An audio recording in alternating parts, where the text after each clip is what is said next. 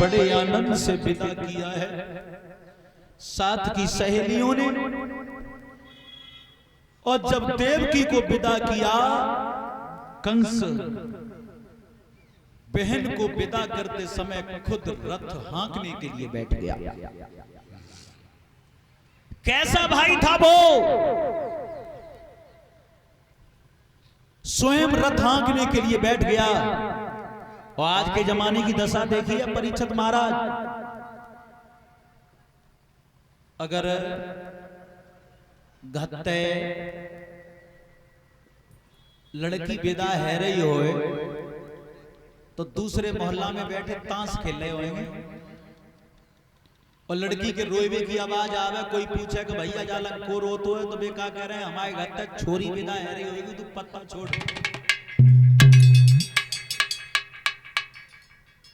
आज के जमाने में 70% भाई बहन को विदा करने के लिए तैयार नहीं है। दिन में और सारी साड़ू को रात के 12 बजे एकदम तैयार है, सेल पे स्टार। एक दृष्टांत बताऊं, एक दिन एक लड़का खेत पे गया और जाकर के अपने बाप से बोला, पिताजी हाँ फूफा आए गए, फूफा आए गए, देखे काम ज्यादा है। पहले तो परेवट करते ही फिर पूने पर गई से उठ नहीं आते हैं, ट्रैक्टर बात होएगो, तू घरे जा, हम खेत जुतवाए के आएंगे शाम को। फूफा के लिए चारपाई बिछाई दिए और भीतर घरे कह दिए भाई मेहतारी से चाय बना के दे देंगे। लड़का लौटे आओ, दूसरे दिन बच्चा फिर पहुंच गया खेत पे, पिताजी हाँ मौसा आए गए, अकेले आए ना, मौसी आई है संग में। सोई खेत को काम काज सब छोड़ दो, सीधे खेत पे ही मार्केट जाए के लगे। सिकंदरा राव खूब बढ़िया बढ़िया सामान लाए खरीद के, सारी साड़ू को चादना घर पे रोको, खूब खादा तसल्ली करी। अब जब सारी और साड़ू चलने के लिए तैयार भये तो उनने अटैची पकड़ ली अपने हाथ में, आए गए रोड तक, गाड़ी रुकवाई, सारी साड़ू को चढ़ा दिया, पीछे से अटैची लेके खुद चढ़े गए। और कंडक्टर कह रहा है तुम उतरो, और बेका कह रहे हैं छाती में हाथ मार के, भाई साहब कोई काम आए पर है तो रात के 12 बजे फोन कर दियो तैयार है। सारी साड़ू के लिए रात के 12 बजे तैयार है, और सगे बहन बहनोई के लिए दिन के 12 बजे तैयार नहीं है। कलयुग के जवान 70%, ये इनका कसूर नहीं है। 4 जगह ऐसी हैं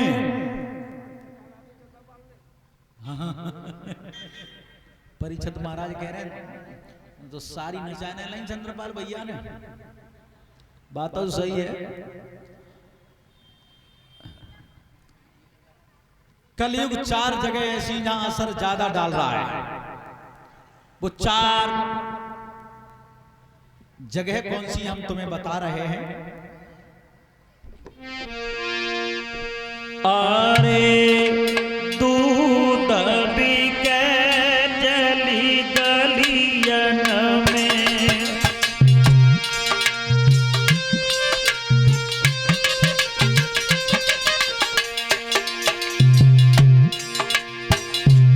अरे दूध बिके चली गलियन में, दादा गलियन में, हाय गलियन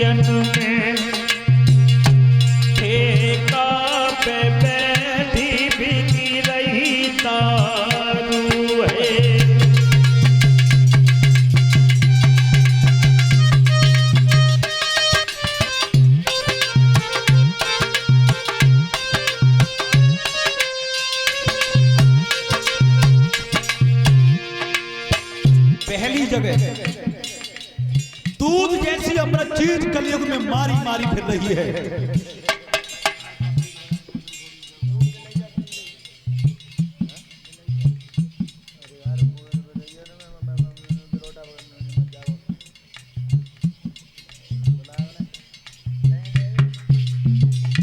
मेरे भगवत श्रोताओ, दूध जैसी अमृत चीज इस कलयुग में मारी मारी फिर रही है।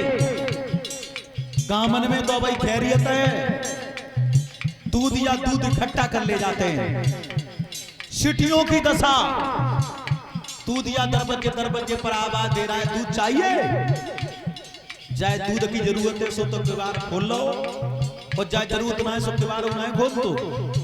और शराब एक जगह ठेका पे बैठ के बिक रही है। न ठेकेदार चल के आए न शराब चल के आए।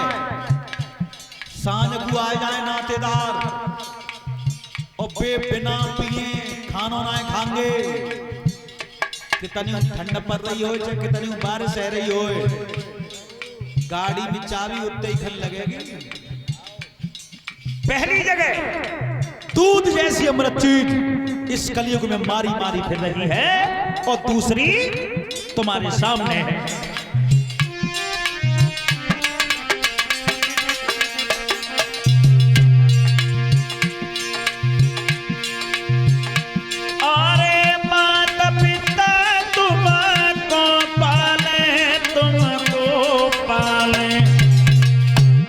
तुमको पालें सो बड़े बुढ़ापे में भारू है।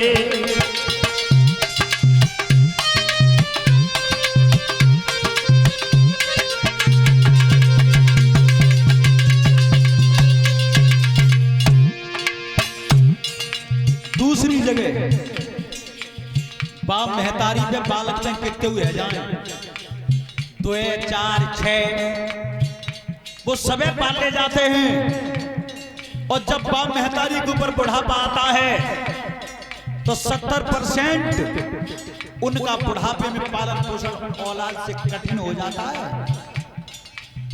अगर काऊ पे दुआइए तो उनको पांच और कत्तो जातो है। कलयुग में 2 कर रंगे, बड़े के मां टुकड़िया रहेगी, छोटे के मां। उन्हें ये पूछ लिया जाए कि अगर एक ही जगह खा लेंगे तो कितना काटो आ जाएगा। लेकिन कलयुग का असर है। और तीसरी जगह अरे पैसिया रही रही कोठिन में, दादा कोठिन में, भैया कोठिन में, और पति बिरता दे रही झाड़ू है।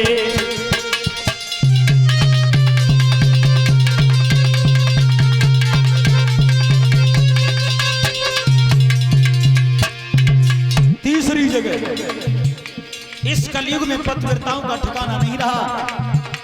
और चौथी जगह अरे जी जायु झकी रोटी न को भैया, रोटी न को दादा, रोटी न को भाई, रोटी न को चौका में बैठी खाई रहे साड़ू है।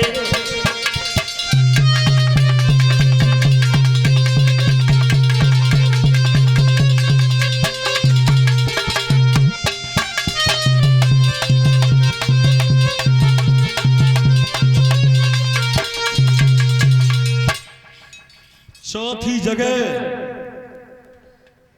अगर बहनों ही आ जाएं तो कमरा पे बैठे बैठे जे इंतजार करते रहते हैं कोई बालक रोटी के लिए, अब टेरवे आए, अब टेरवे आए। और साड़ू आ जाए तो सीधे चौका में लगाता जाएगा। गेट पे बोर्ड पे लिखवा देना नो एडमिशन विदाउट परमिशन, बिना आज्ञा के अंदर जाना मना है।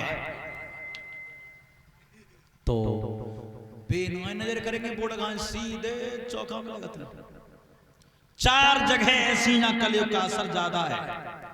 कंस बड़े लाड प्यार से विदा कर रहा है, आकाश से शब्द आया, जिस बहन को इतने लाड प्यार से विदा कर रहा है इसी का 8वां बेटा तुम्हारा काल बन जाएगा।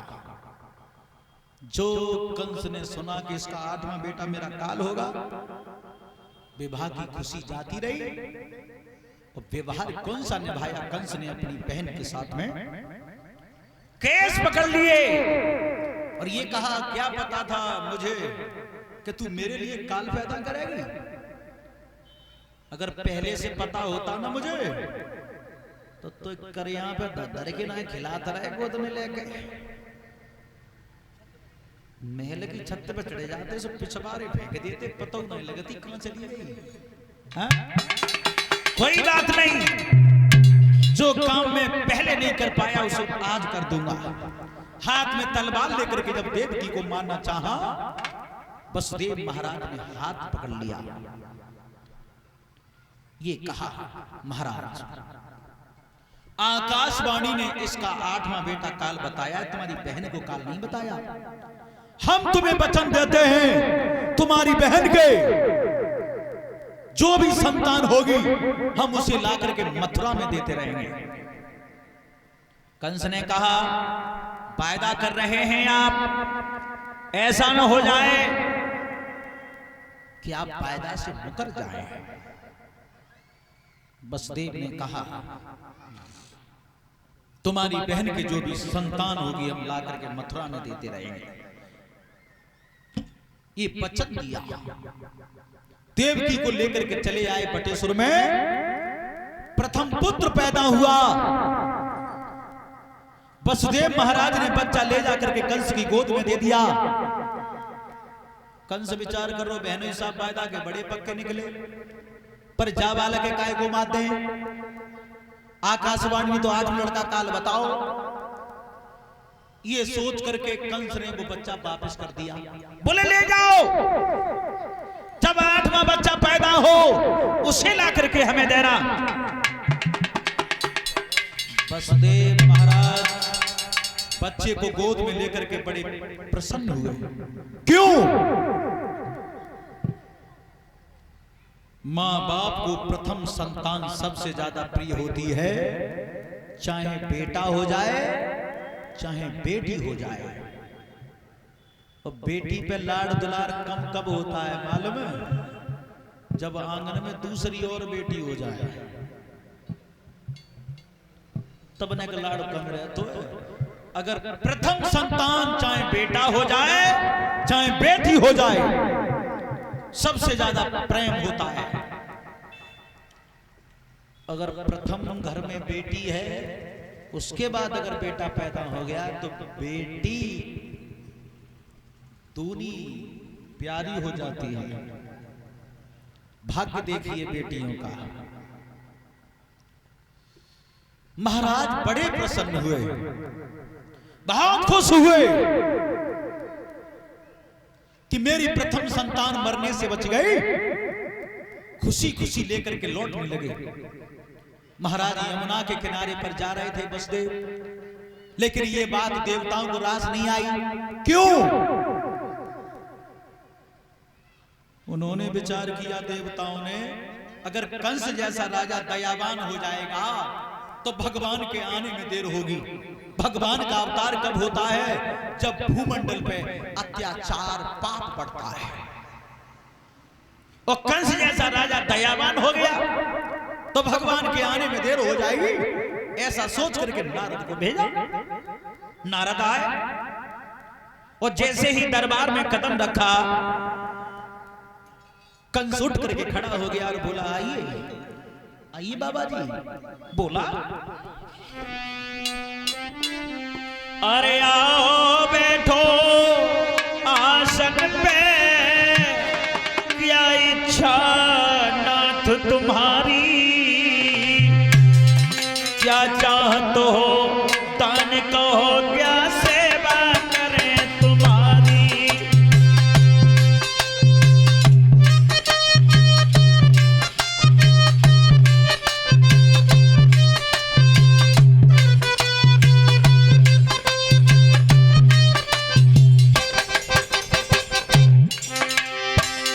आइए,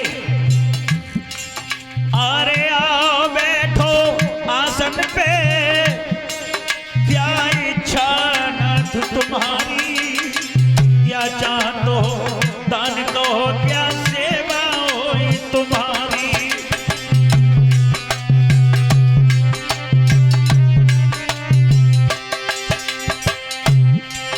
अरे संत शिरोमणि कभी किसी के द्वार द्वार नहीं जाते, होती है शुभ घड़ी संत के दर्श तभी हो पाते।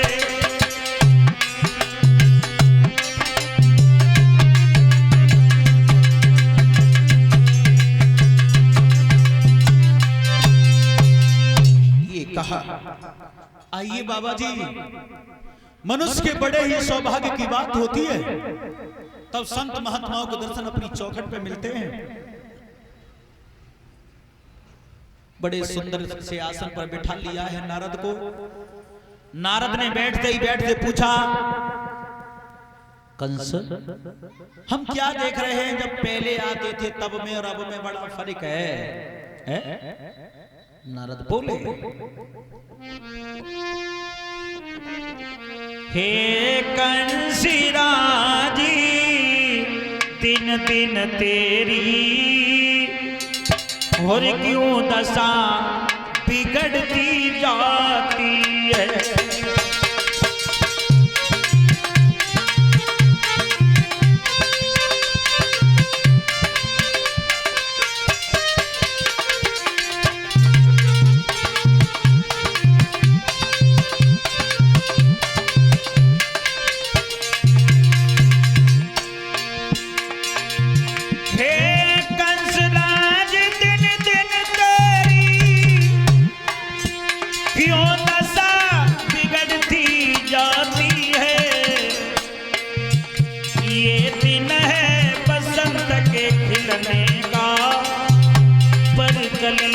सिकुड़ती जाती है।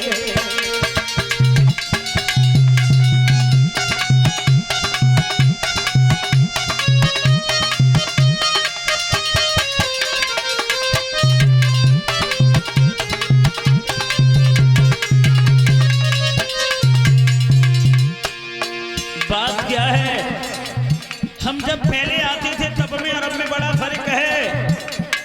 हम क्या देख रहे हैं, पहले से आप सूख गए। बात क्या है? नारद बोले, यदि शंका है कल दुश्मन की, तो धावा बोली हवाई डालो। यदि अंदर से कोई रोग भो